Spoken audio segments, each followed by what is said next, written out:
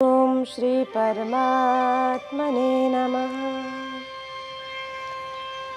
श्रीमद् भागवत महापुराण अष्टम स्कंध अथा द्वाविंशोऽध्यायः। बलि के द्वारा भगवान की स्तुति और भगवान का उन पर प्रसन्न होना।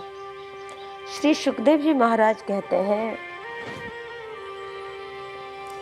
एवं विप्रकृतो राजन् बलिर्भगवता सुरः विद्यमानोऽप्यभिन्नात्मा प्रत्याहाविक्लवं वचः।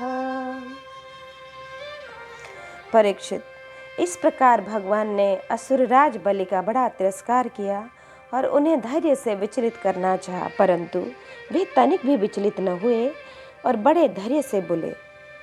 दैत्यराज बलि ने कहा, यद्युत्तमश्लोकभवन्ममेरितं वचो व्यलीकं सुरवर्यमन्यते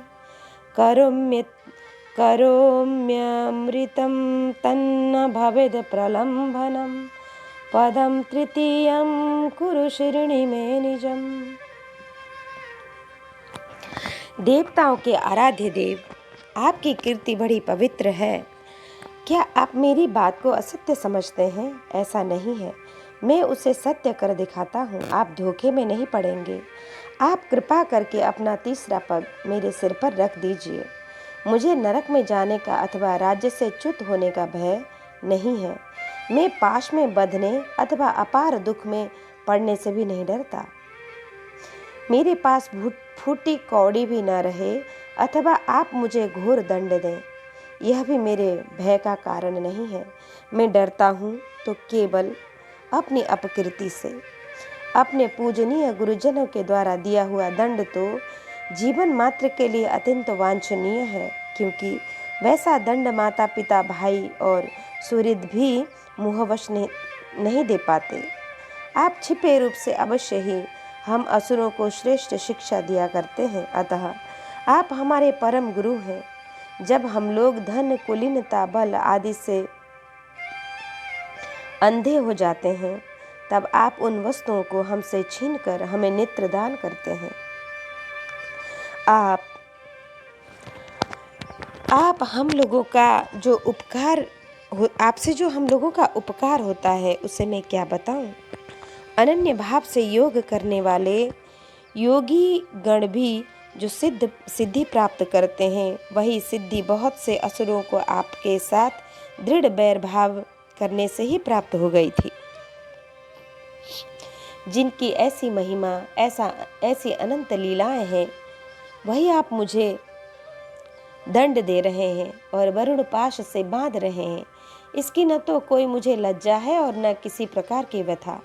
प्रभु, पितामह प्रहलाद जी की कीर्ति सारे जगत में प्रसिद्ध है।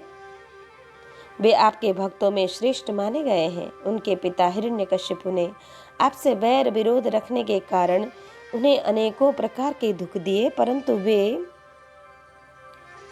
आपके ही परायण रहे। उन्होंने अपना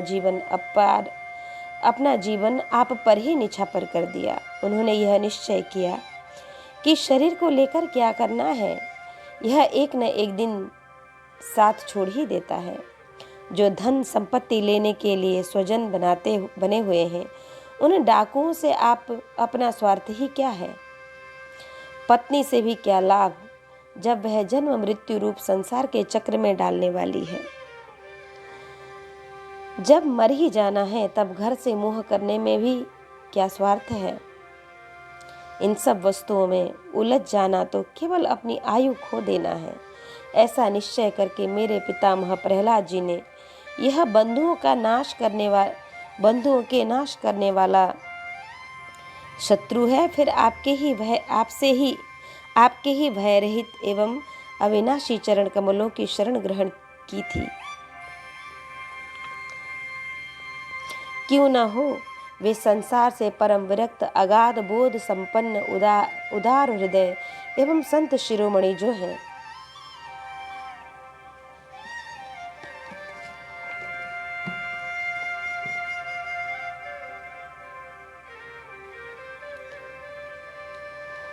आप उस दृष्टि से मेरे भी शत्रु हैं, फिर भी विधाता ने मुझे बलात् ऐश्वर्य लक्ष्मी से अलग करके आपके पास पहुंचा दिया है। अच्छा ही हुआ, क्योंकि ऐश्वर्य लक्ष्मी के कारण जीव की बुद्धि जड़ हो जाती है और वह यह नहीं समझ पाता कि मेरा यह जीवन मृत्यु के पंजे में पड़ा हुआ ही अनित्य है। श्री सुखदेव जी महाराज कहते हैं, तमिन्द्रसेना स्वपितामहं श्रिया विराजमानं नलिनायते क्षणत् प्रांशुरपिशङ्गाम्बरमञ्जनस्त्विषं प्रलम्बबाहु सुभगं समैक्षत। परीक्षित, राजा बलि इस प्रकार कह ही रहे थे कि उदय होते हुए चंद्रमा के समान भगवान के प्रेम पात्र प्रहलाद जी वहां आ पहुंचे। राजा बलि ने देखा कि मेरे पितामह बड़े श्री संपन्न हैं, कमल के समान कोमल नेत्र हैं, लंबी लंबी भुजाएं हैं और सुंदर ऊंचे और श्यामल शरीर पर पीतांबर धारण किए हुए हैं। बलि इस समय वरुण पाश में बंधे हुए थे, इसलिए प्रहलाद जी के आने पर जैसे पहले ही वे उनकी पूजा किया करते थे उस प्रकार न कर सके। उनके नेत्र आंसुओं से चंचल हो उठे, लज्जा के मारे मुंह नीचा हो गया। केवल उन्होंने सिर झुकाकर उन्हें नमस्कार किया। प्रहलाद जी ने देखा कि भक्त वत्सल भगवान वहीं विराजमान हैं और सुनंद नंद आदि पार्षद उनकी सेवा कर रहे हैं। प्रेम के उद्रेक से प्रहलाद जी का शरीर पुलकित हो गया, उनकी आंखों में आंसू छलक आए। वे आनंद पूर्ण हृदय से सिर झुकाए अपने स्वामी के पास गए और पृथ्वी पर सिर रखकर उन्हें साष्टांग प्रणाम किया। प्रहलाद जी ने कहा, प्रभु, त्वयैव दत्तं पदमैन्द्रमूर्जितं ऋतं तदेवाद्य तथैव शोभनं मन्ये महानस्य कृतो ह्यनुग्रहो बिभ्रंशितो यच्छ्रिय आत्ममोहनात्। प्रभु, आपने ही बलि को यह ऐश्वर्यपूर्ण इंद्र पद दिया था, अब आज आपने ही उसे छीन लिया। आपका देना जैसा सुंदर है वैसा ही सुंदर लेना भी है। मैं समझता हूँ कि आपने इस पर बड़ी कृपा की है, जो आत्मा को मोहित करने वाले राज्य लक्ष्मी से इसे अलग कर दिया। प्रभु, लक्ष्मी के मत से तो विद्वान पुरुष भी मोहित हो जाते हैं, उसके रहते भला अपने वास्तविक रूप को ठीक ठीक कौन जान सकता है। अतः उस लक्ष्मी को छीनकर महान उपकार करने वाले समस्त जगत के महान ईश्वर सबके हृदय में विराजमान और सबके परम साक्षी श्री नारायण को मैं नमस्कार करता हूँ।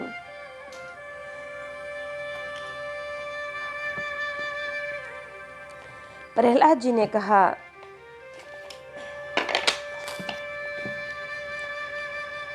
यया हि विद्वानपि मुह्यते यतस्तत्कोटिविचष्टे गतिमात्मनो यथा तस्मै नमस्ते जगदीश्वराय वै नारायणाय अखिललोकसाक्षिणे। प्रभु,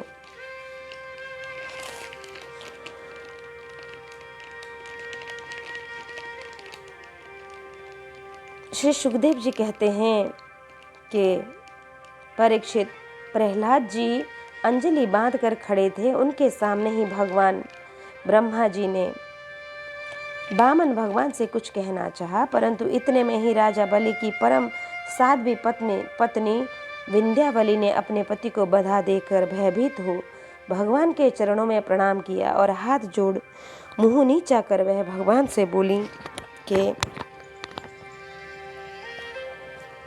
क्रीडार्थमात्मान इदम त्रिजगत कृतं ते।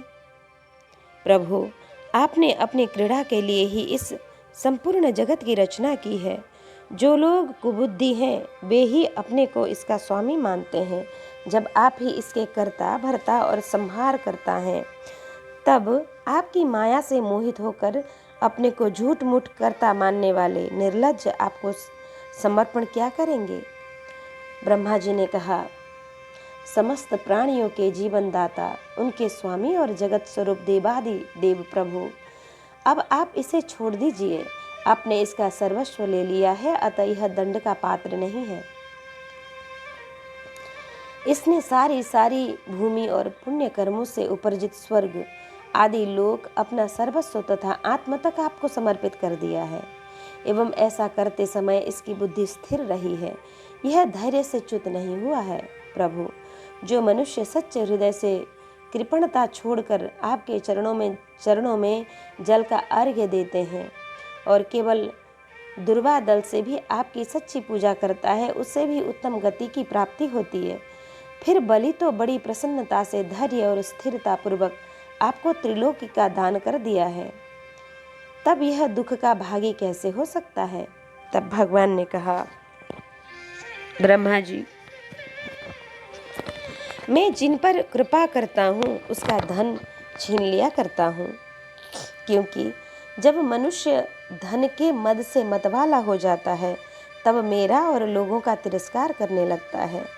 यह जीव अपने कर्मों के कारण विवश होकर अनेक योनियों में भटकता रहता है। जब कभी मेरी बड़ी कृपा से मनुष्य का शरीर प्राप्त करता है, तब मनुष्य योनि में जन्म लेकर यदि कुलीनता, कर्म, अवस्था, रूप, विद्या, ऐश्वर्य और धन आदि के कारण घमंड न हो जाए तो समझना चाहिए कि मेरी बड़ी कृपा है। कुलीनता आदि बहुत से ऐसे कारण हैं जो अभिमान और जड़ता आदि उत्पन्न करके मनुष्य को कल्याण के समस्त साधनों से वंचित कर देता है, परंतु जो मेरे शरणागत होते हैं वे इतने मोहित नहीं होते। यह बलि, दानव और दैत्य दोनों ही वंश में अग्रगण्य और उनकी कीर्ति बढ़ाने वाला है। इसने उस माया पर विजय प्राप्त कर ली है जिसे जीतना अत्यंत कठिन है। तुम देख ही रहे हो, इतना दुख भोगने पर भी यह मोहित नहीं हुआ। इसका धन छीन लिया, राजपद से अलग कर दिया, तरह तरह के आक्षेप किए, शत्रु ने बांध लिया, भाई बंधु छोड़कर चले गए, इतनी यातनाएं भोगनी पड़ी। यहाँ तक कि गुरुदेव ने भी इसको डांट फटकारा और शाप तक दे दिया, परंतु इस दृढ़ व्रती ने अपनी प्रतिज्ञा नहीं छोड़ी। मैंने इससे छल भरी बातें की, मन में छल रखकर धर्म का उपदेश दिया, परंतु इस सत्यवादी ने अपना धर्म न छोड़ा। अतः मैंने इसे वह स्थान दिया है जो बड़े बड़े देवताओं को भी बड़ी कठिनाई से प्राप्त होता है। जब तक यह विश्वकर्मा के बनाए हुए सुतल लोक में रहे, वहाँ रहने वाले लोग मेरी कृपा दृष्टि का अनुभव करते हैं। इसलिए इन्हें शारीरिक अथवा मानसिक रोग, थकावट, तंद्रा, बाहरी या भीतरी शत्रुओं से पराजय और किसी प्रकार के विघ्नों का सामना नहीं करना पड़ता। बलि को संबोधित कर, महाराज इंद्रसेन, तुम्हारा कल्याण हो। अब तुम अपने भाई बंधुओं के साथ उस सूतल लोक में जाओ जिसे स्वर्ग के देवता भी चाहते रहते हैं। बड़े बड़े लोकपाल भी अब तुम्हें पराजित नहीं कर सकेंगे। दूसरों की तो बात ही क्या है, जो दैत्य तुम्हारी आज्ञा का उल्लंघन करेंगे, मेरा चक्र उनके टुकड़े टुकड़े कर देगा। मैं तुम्हारे अनुचरों की और भोग सामग्री की भी सब प्रकार के विघ्नों से रक्षा करूंगा। वीर बलि, तुम मुझे सदा सर्वदा अपने पास ही देखोगे। दानव और दैत्यों के संसर्ग से तुम्हारा जो कुछ असुर भाव होगा वह मेरे प्रभाव से तुरंत दब जाएगा और नष्ट हो जाएगा। इति श्रीमद्भागवते महापुराणे पारमहंस्याम् अष्टम स्कंधे वामन प्रादुर्भावे बलि वामन संवादो नाम द्वाविंशोऽध्यायः। अथ त्रयोविंशोऽध्यायः। श्री सुखदेव जी कहते हैं, इत्युक्तवन्तं पुरुषं पुरातनं महानुभावोऽखिल साधु सम्मतः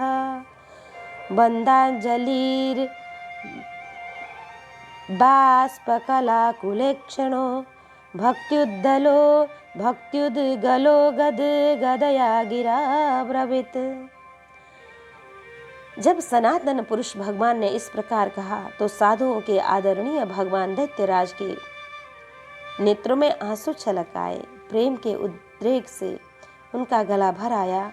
वे हाथ जोड़कर गदगद वाणी से भगवान से कहने लगे कि बलि ने कहा, अहो प्रणामाय कृतं समुद्यमः प्रपन्न भक्तार्थविदौ समाहितः यल्लोकपालैस्त्वदनुग्रहो मरैरलब्धपूर्वोपसदे सुरर्पितः।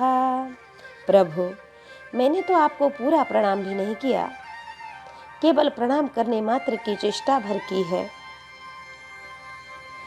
उसी से मुझे यह फल मिला जो आपके चरणों के शरणागत भक्तों को प्राप्त होता है। बड़े बड़े लोकपाल और देवताओं पर आपने जो कृपा कभी नहीं की, वह मुझ जैसे नीच असुरों को सहज ही प्राप्त हो गई। श्री सुखदेव जी महाराज कहते हैं, परीक्षित, यूं कहते ही बलि वरुण के पास से मुक्त हो गए। तब उन्होंने भगवान ब्रह्मा जी और शंकर जी को प्रणाम किया और उसके बाद बड़ी प्रसन्नता से असुरों के साथ सुतल लोक की यात्रा की।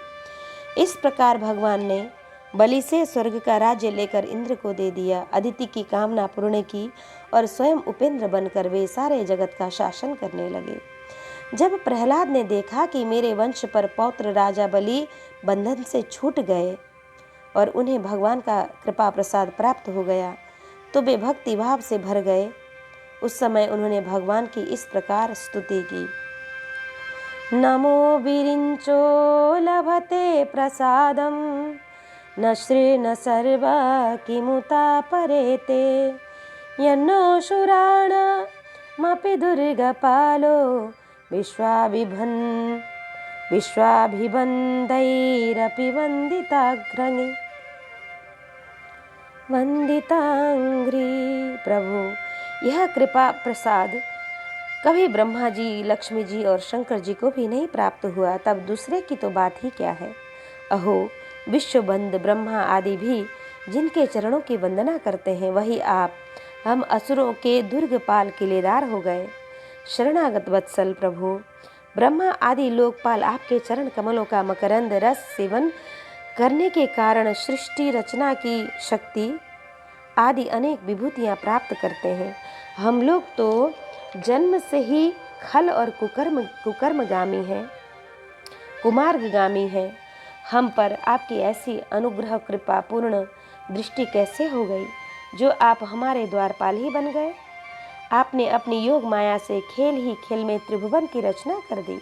आप सर्वज्ञ, सर्वात्मा और समदर्शी हैं, फिर भी आपकी लीलाएं बड़ी विलक्षण जान पड़ती हैं। आपका स्वभाव कल्प वृक्ष के समान है, क्योंकि आप अपने भक्तों से अत्यंत प्रेम करते हैं। इसी से कभी कभी उपासकों के प्रति पक्षपात और विमुख के प्रति निर्दयता भी आप में देखी जाती है। भगवान ने कहा, बेटा प्रहलाद, तुम्हारा कल्याण हो। अब तुम भी सूतल लोक में जाओ, वहाँ अपने पौत्र बलि के साथ आनंद पूर्वक रहो और जाति बंधुओं को सुखी करो। वहाँ तुम मुझे नित्य ही गदा हाथ में लिए खड़ा देखोगे। मेरे दर्शन के परमानंद में मग्न रहने के कारण तुम्हारे सारे कर्म बंधन नष्ट हो जाएंगे। श्री सुखदेव जी महाराज कहते हैं, परीक्षित, इस समस्त दैत्य सेना के स्वामी विशुद्ध बुद्धि प्रहलाद जी ने जो आज्ञा कहकर हाथ जोड़ भगवान का आदेश मस्तक पर चढ़ाया, फिर उन्होंने बलि के साथ आदि पुरुष भगवान की परिक्रमा की, उन्हें प्रणाम किया और उनसे अनुमति लेकर सूतल लोक की यात्रा की। परीक्षित, उस समय भगवान श्री हरि ने ब्रह्मवादी ऋतजों की सभा में अपने साथ पास ही बैठे हुए शुक्राचार्य जी से कहा, ब्राह्मण, आपका शिष्य यज्ञ कर रहा है, इसमें जो त्रुटि रह गई है उसे आप पूर्ण कर दीजिए, क्योंकि कर्म करने में जो कुछ भूल चूक हो जाती है वह ब्राह्मणों की कृपा दृष्टि से सुधर जाती है। शुक्राचार्य जी ने कहा, भगवान, जिसने अपना समस्त कर्म समर्पित करके सब प्रकार से यज्ञेश्वर यज्ञ पुरुष की आपकी पूजा की है, उसके कर्म में कोई त्रुटि, कोई विषमता कैसे रह सकती है? क्योंकि मंत्रों की अनुष्ठान पद्धति की, देश काल, पात्र और वस्तु की सारी भूलें आपके नाम संकीर्तन मात्र से सुधर जाती हैं। आपका नाम सारी त्रुटियों को पूर्ण कर देता है। तथापि अनंत, जब आप स्वयं कह रहे हैं तब मैं आपकी आज्ञा का अवश्य पालन करूंगा। मनुष्य के लिए सबसे बड़ा कल्याण का साधन यही है कि वह आपकी आज्ञा का पालन करे। श्री सुखदेव जी महाराज कहते हैं, भगवान शुक्राचार्य जी ने भगवान श्रीहरि की यह आज्ञा स्वीकार करके दूसरे ऋषियों के साथ बलि के यज्ञ में जो कमी रह गई थी उसे पूर्ण किया। परीक्षित, इस प्रकार वामन भगवान ने बलि से पृथ्वी की भिक्षा मांगकर अपने बड़े भाई इंद्र को स्वर्ग का दान दिया, जिसे उनके शत्रुओं ने छीन लिया था। इसके बाद प्रजापतियों के स्वामी ब्रह्मा जी ने देवर्षि पितर मनु, दक्ष, भृगु, अंगिरा, सनत कुमार और शंकर जी के साथ कश्यप एवं अदिति की प्रसन्नता के लिए तथा संपूर्ण प्राणियों के अभ्युदय के लिए समस्त लोक और लोकपालों के स्वामी के पद पर वामन भगवान का अभिषेक कर दिया। परीक्षित, वेद समस्त देवता, धर्म, यश, लक्ष्मी, मंगल, व्रत, स्वर्ग और अपवर्ग सबके रक्षक के रूप में सबके परम कल्याण के लिए सर्वशक्तिमान वामन भगवान को उन्होंने उपेंद्र का पद दिया। इस समय सभी प्राणियों को अत्यंत आनंद हुआ। इसके बाद ब्रह्मा जी की अनुमति से लोकपालों के साथ देवराज इंद्र ने वामन भगवान को सबसे आगे विराजमान करा बिठाया और अपने साथ ही वे स्वर्ग को ले गए। अपने साथ ही भगवान वामन को भी इंद्रलोक ले गए। इंद्र को एक तो त्रिभुवन का राज्य मिल गया और दूसरे वामन भगवान के कर कमलों की छत्र छाया। सर्वश्रेष्ठ ऐश्वर्य लक्ष्मी उनकी सेवा करने लगी और वे निर्भय होकर आनंदोत्सव मनाने लगे। ब्रह्मा, शंकर, सनत कुमार, भृगु आदि मुनि, पितर, सारे भूत, सिद्ध और विमानारोही देवगण भगवान के इस परम अद्भुत एवं अत्यंत महान कर्म का गान करते हुए अपने अपने लोक को चले गए और सब ने अदिति की भी बड़ी प्रशंसा की। परीक्षित, तुम्हें मैंने भगवान की यह सब लीला सुनाई, इससे सुनने वाले के सारे पाप छूट जाते हैं। भगवान की लीलाएं अनंत हैं, उनकी महिमा भी अपार है। जो मनुष्य उसका पार पाना चाहता है वह मानव पृथ्वी के परमाणु को गिन डालना चाहता है। भगवान के संबंध में मंत्र दृष्टा महर्षि वशिष्ठ ने वेदों में कहा है कि ऐसा पुरुष न कभी हुआ, न है और न होगा जो भगवान की महिमा का पार पा सके। देवताओं के आराध्य देव अद्भुत लीलाधारी वामन भगवान के अवतार चरित्र का जो श्रवण करता है उसे परम गति की प्राप्ति होती है। देव यज्ञ, पितृयज्ञ और मनुष्य यज्ञ किसी भी कर्म का अनुष्ठान करते समय जहाँ जहाँ भगवान की इस लीला का कीर्तन होता है वह कर्म सफलतापूर्वक संपन्न हो जाता है। यह बड़े बड़े महात्माओं का अनुभव है।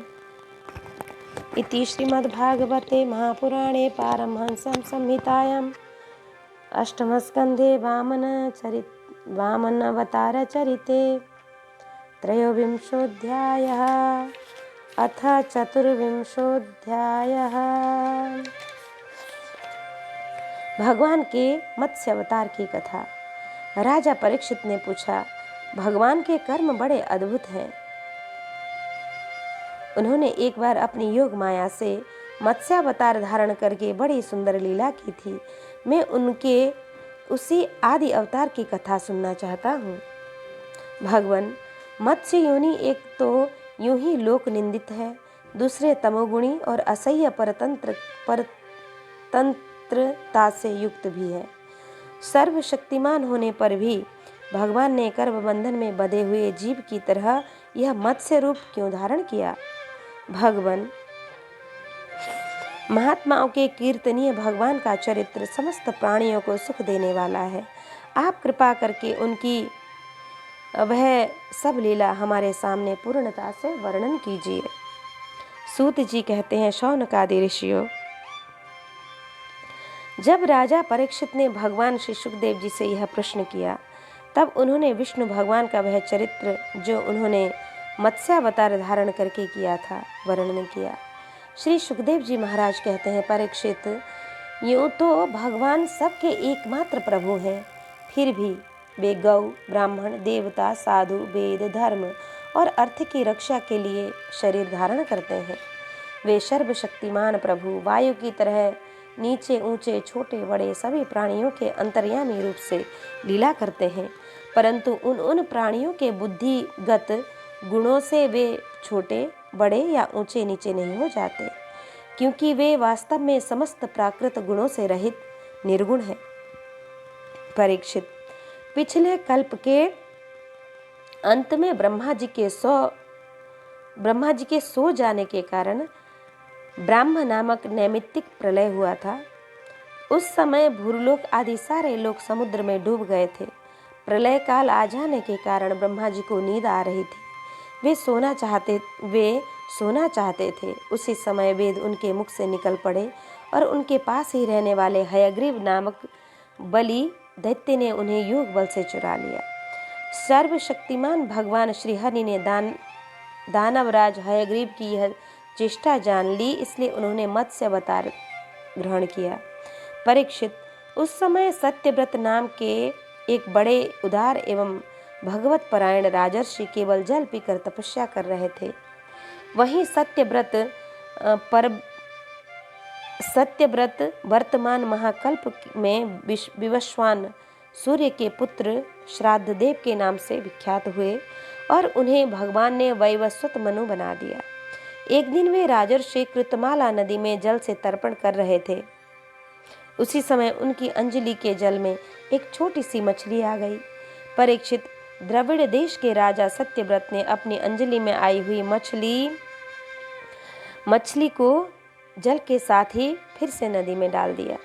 उस मछली ने बड़ी करुणा के साथ परम दयालु राजा सत्यव्रत से कहा, राजन, आप बड़े दीन दयालु हैं। आप जानते ही हैं कि जल में रहने वाले जंतु अपनी जाति वालों को भी खा डालते हैं।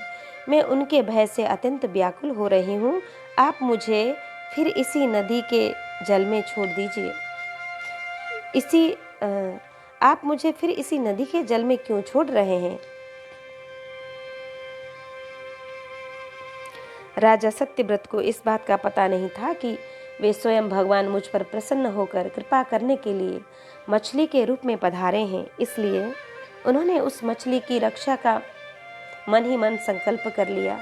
राजा सत्यव्रत ने उस मछली की अत्यंत दीनता से भरी बात सुनकर बड़ी दया से उसे अपने पात्र के जल में रख लिया और अपने आश्रम पर ले आए। आश्रम पर लाने के बाद एक रात में ही वह मछली उस करमंडल में ही इतनी बढ़ गई कि उसमें उसके लिए स्थान ही न रहा। उस समय मछली ने राजा से कहा, अब तो इस कमंडल में मैं कष्टपूर्वक भी नहीं रह सकती, अतः मेरे लिए कोई बड़ा सा स्थान नियत कर दें जहाँ मैं सुखपूर्वक रह सकूं।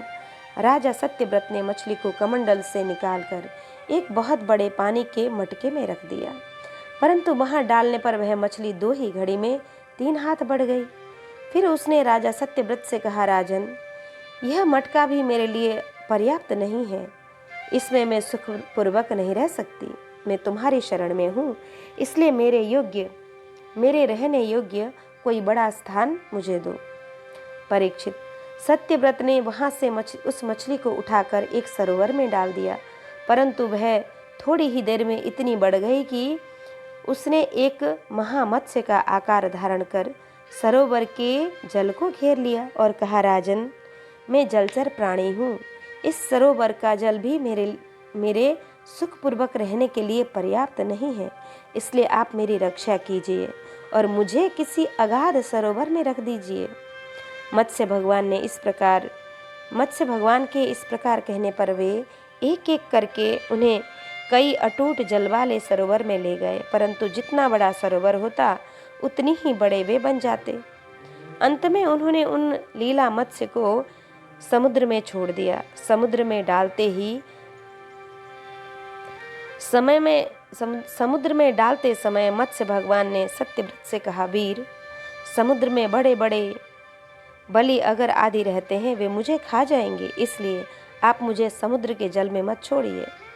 मत्स्य भगवान की यह मधुर वाणी सुनकर राजा सत्यव्रत मोह मुग्ध हो गए। उन्होंने कहा, मत्स्य का रूप धारण करके मुझे मोहित करने वाले आप कौन हैं?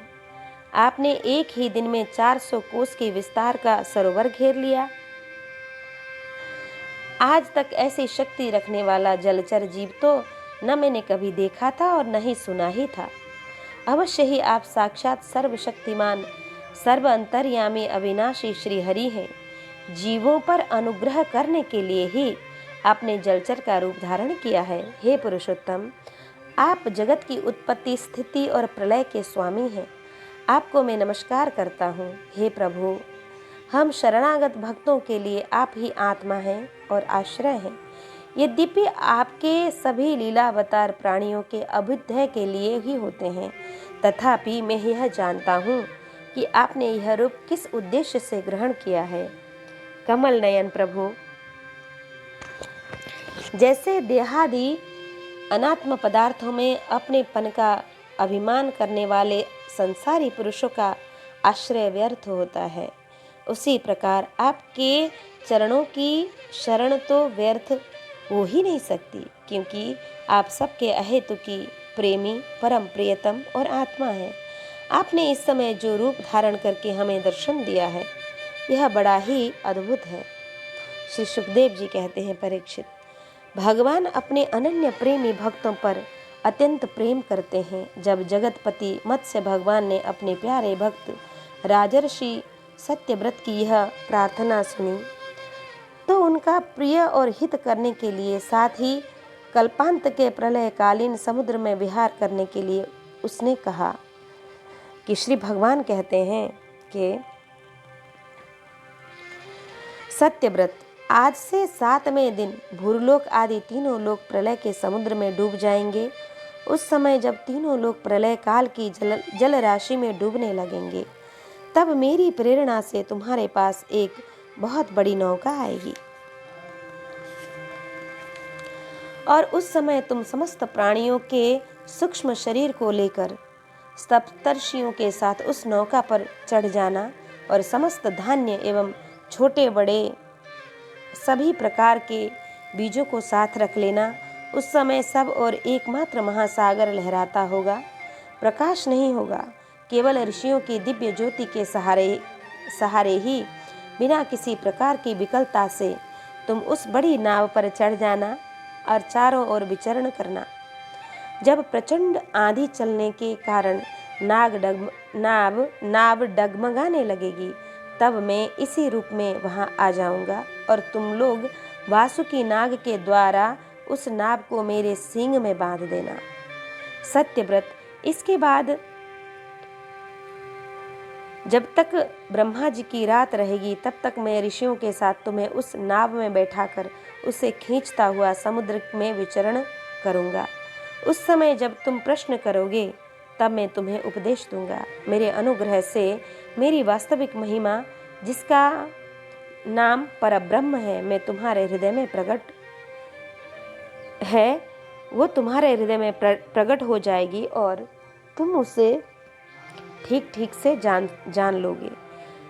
भगवान राजा सत्यव्रत को यह उपदेश देकर अंतर्ध्यान हो गए। अतः अब राजा सत्यव्रत उसी समय की प्रतीक्षा करने लगे जिसके लिए भगवान ने आज्ञा दी थी।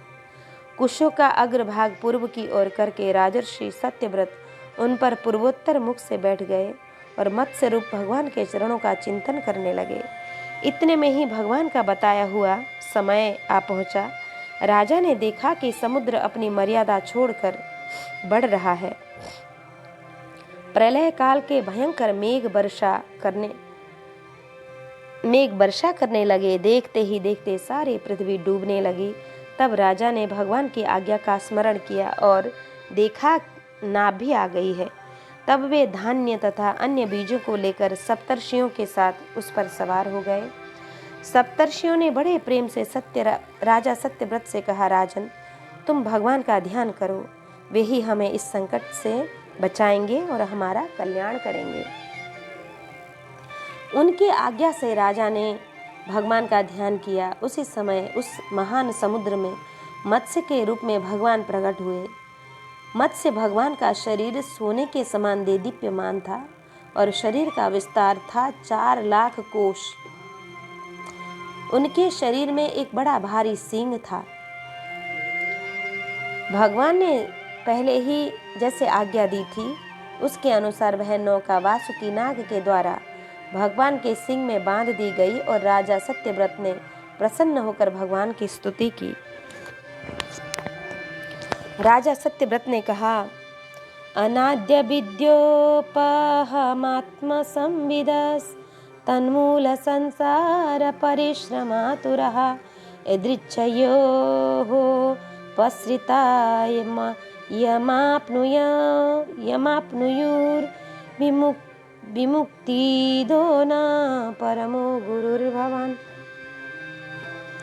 जनो बुधोऽयं निजकर्म बन्धना सुखेच्छया कर्म समीहते सुखं यत्सेवया तां विधुनोत्य सम्मतिं ग्रन्थिं स विन्द्याद् हृदयं स नो गुरु। प्रभु, संसार के जीवों का आत्मज्ञान अनादि अविद्या से ढक गया है। इसी कारण वे संसार के अनेकानेक क्लेशों के भार से पीड़ित हो रहे हैं। जब अनायास ही आपके अनुग्रह से वे आपकी शरण में पहुंच जाते हैं तब आपको प्राप्त कर लेते हैं। इसलिए हमें बंधन से छुड़ाकर वास्तविक मुक्ति देने वाले परम गुरु आप ही हैं। यह जीव अज्ञानी है, अपने ही कर्म में बंधा हुआ है। यह सुख की इच्छा से सुखप्रद कर्मों का अनुष्ठान करता है, जिसकी सेवा से उसका यह अज्ञान नष्ट हो जाता है। और वे ही मेरे परम गुरु आप मेरे हृदय की सारी गांठें काट देते हैं। जैसे अग्नि में तपाने से सोने चांदी के मल को दूर कर देती है और उसका सच्चा स्वरूप निखर आता है, वैसे ही आपकी सेवा से जीव अपने अंतःकरण का अज्ञान रूप मल त्याग देता है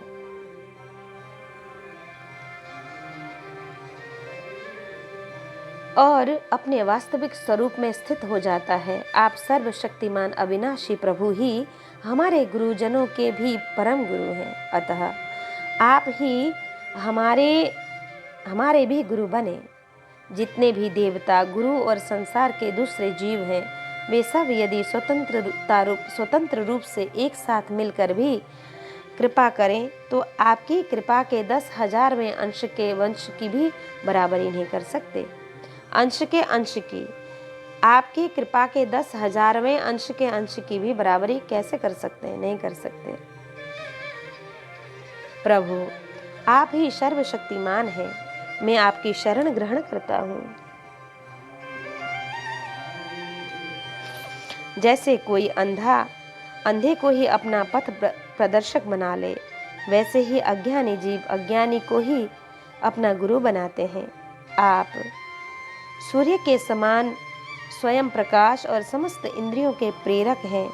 हम आत्म तत्व के जिज्ञासु आपको ही गुरु के रूप में वर्ण करते हैं।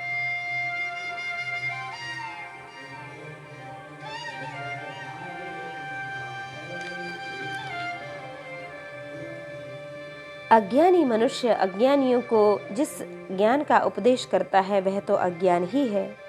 उसके द्वारा संसार रूप घोर अंधकार की अधिकाधिक प्राप्ति होती है, परंतु आप तो उस अविनाशी और अमोघ ज्ञान का उपदेश करते हैं जिससे मनुष्य अनायास ही अपने वास्तविक स्वरूप को प्राप्त करता है। आप सारे लोक के सुहृद, प्रियतम, ईश्वर और आत्मा हैं। गुरु उसके द्वारा प्राप्त होने वाला ज्ञान और अभिष्ट की सिद्धि भी आपका ही स्वरूप है।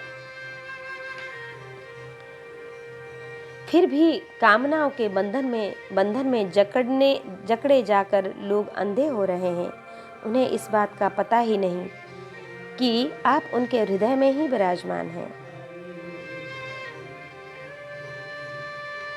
आप देवताओं के भी आराध्य देव, परम पूजनीय परमेश्वर हैं। मैं आपसे ज्ञान प्राप्त करने के लिए आपकी शरण में आया हूँ। भगवान, आप परमार्थ को प्रकाशित करने वाली अपनी वाणी के द्वारा मेरे हृदय की ग्रंथि काट डालिए और अपने स्वरूप को प्रकाशित कीजिए। श्री सुखदेव जी महाराज कहते हैं, परीक्षित, जब राजा सत्यव्रत ने इस प्रकार प्रार्थना की तब मत्स्य रूपधारी पुरुषोत्तम भगवान ने प्रलय के समुद्र में विहार करते हुए उन्हें आत्म तत्व का उपदेश किया। भगवान ने राजर्षि सत्यव्रत को अपने स्वरूप के संपूर्ण रहस्य का वर्णन करते हुए ज्ञान, भक्ति और कर्म योग से परिपूर्ण दिव्य पुराण का उपदेश किया, जिसको मत्स्य पुराण कहते हैं। सत्यव्रत ने ऋषियों के साथ नाव में बैठे हुए ही संदेह रहित होकर भगवान के द्वारा उपदिष्ट सनातन ब्रह्म स्वरूप आत्म तत्व का श्रवण किया। इसके बाद जब पिछले प्रलय का अंत हो गया और ब्रह्मा जी की नींद टूटी, तब भगवान ने हयग्रीव असुर को मार उससे वेद छीन लिए और ब्रह्मा जी को दे दिए। भगवान की कृपा से राजा सत्यव्रत ज्ञान और विज्ञान से संयुक्त होकर इस कल्प में वैवस्वत मनु हुए।